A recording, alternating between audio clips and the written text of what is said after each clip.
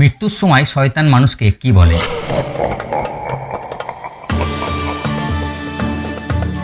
প্রিয় বন্ধুরা, বনি আদমের দিন ও ইসলামের সর্বক্ষেত্রে শয়তান আল্লাহকে চ্যালেঞ্জ করে আসা এক প্রকাশ্য শত্রু। শুরু করছি পরম করুণাময় অসীম দয়ালু মহান আল্লাহর নামে।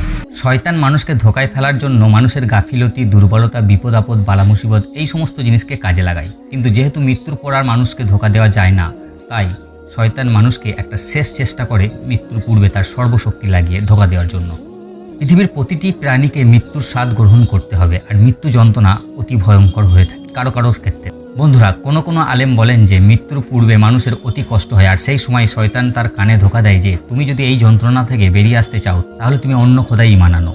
তোমার খোদা, তোমার আল্লাহকে ছেড়ে আমাদের খোদাই ঈমান আনো।